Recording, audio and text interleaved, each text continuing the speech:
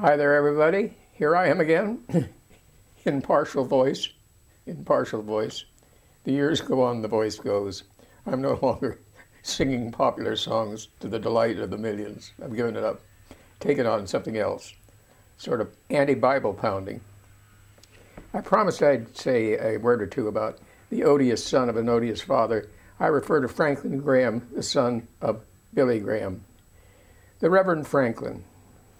There you are. He recently was in the news after the election of Obama to say that he said that the country had moved away from God in the last 4 years.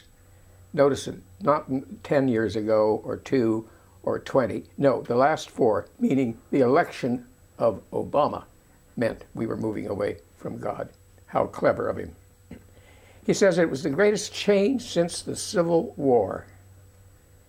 Can you imagine a statement like that? One of the worst catastrophes in American history, the Civil War, and he's comparing that to the election of Obama in 2008. This is incredible stuff. Moreover, he said, we'd ought to have somebody like Jerry Falwell and his moral majority. That's what we need to bring us back to God. Well, I find that perfectly astonishing. I'll tell you why. Because his father was more careful. His father kept a great distance from himself and Jerry Falwell, because Falwell is an obvious racist and just simply a con artist. But the son he's a little careless here. His position on gay marriage is quite a simple one. He says that God is against it, and for what reason? Well, he says that you take men and women, the plumbing is different. Do people go to theological seminaries and stuff like that to come up with these kinds of explanations? The plumbing is different? Well, that's an interesting idea. He hints that Obama may not be a Christian. Why? Well, you see, because of the genes from the father, you see, might have implanted the idea, the Muslim thing in the president. I mean, he might have implanted it as an idea, something like that, but that it's in his genes. This man he's a wacko. He's a wacko. Well, he was born, I think, around 1952, which would put him now about 60 years old. And as a young man, he was quite a hellion, according to his own testimony. And incidentally, Christians love to have this thing about, they were all on the, on the road to ruin, when they're saved, laying in the gutter, all guzzled up with beer.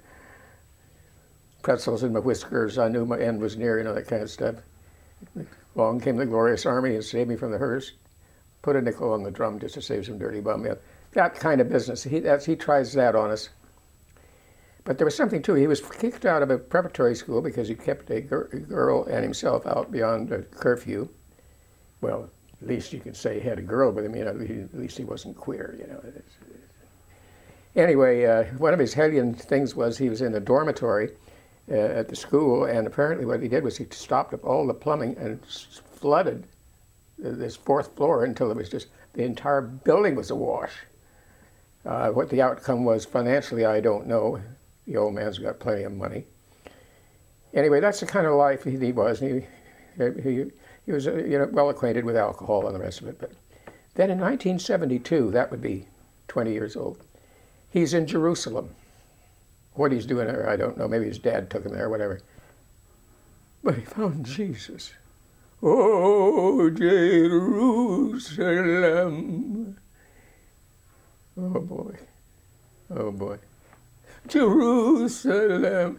St. Paul became to Jesus on the road to Damascus. But I mean, this cat, he's industrial strength. He does it right in Jerusalem. Oh, boy. Well, now of course, he's taking over from his father. Comes the 9/11 in 2003, this awful incident. The nation is being very careful, including Bush, George W. Bush. Not a very bright man. Even he knows we must be very careful.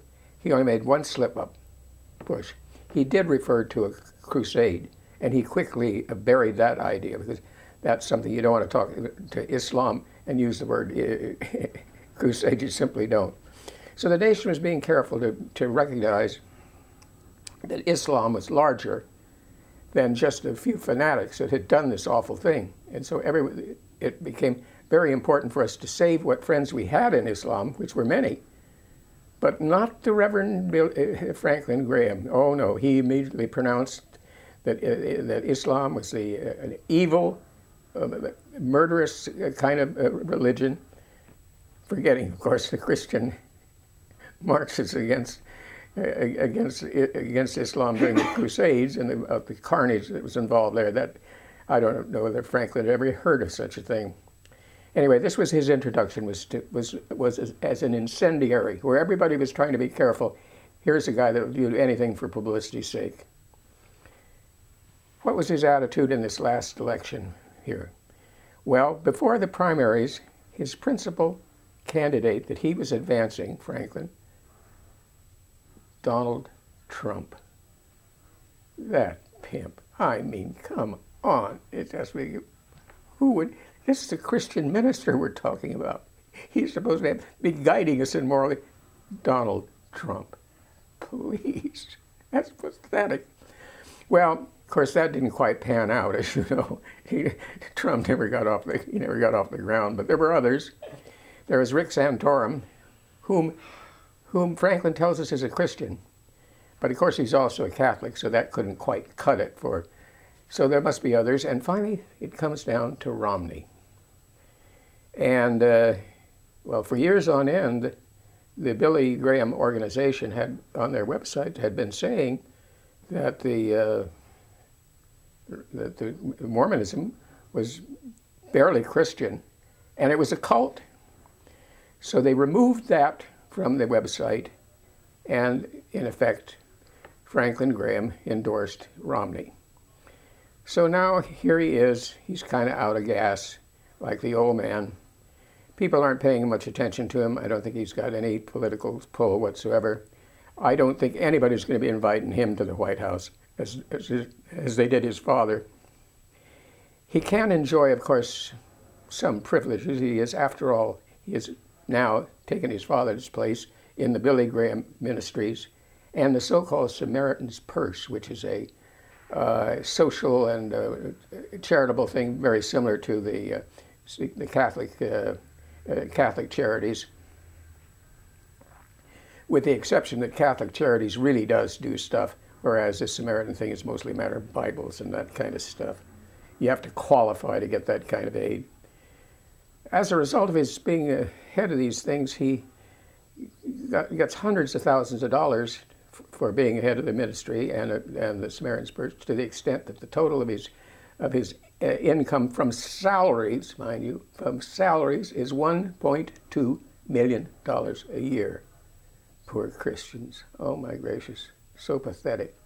They hardly qualify to make any money. I wonder if he's on food stamps.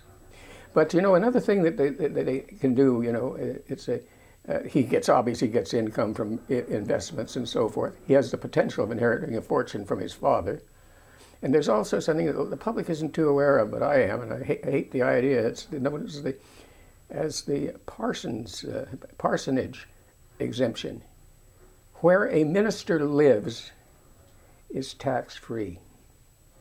Repairs, upkeeps, and everything can be deducted from the tax. You can't do that with your house, but he can because it's a parsonage. I'm sure that the Reverend Franklin Graham enjoys that privilege.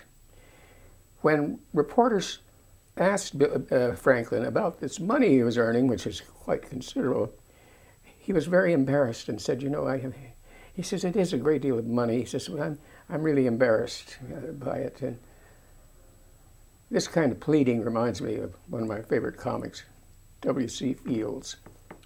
In one of his last movies, he comes to a card game, a poker game, and he sits in, and he's only got a very small amount of money, but he decides to play it. They cut the scene, and now the next scene shows him a mountain of chips. He's got all the money, and these others, they have nobody.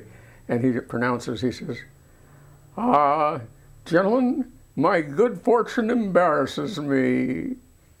And that's what I think is the case with Franklin Graham. At least Fields went on to say something to the effect about how we lost our corkscrew and had to live on food and water. I don't think Franklin is back to that, or flooding his dormitory buildings and so forth. Let's just leave Franklin and hope to God we never hear from him again. See you next time.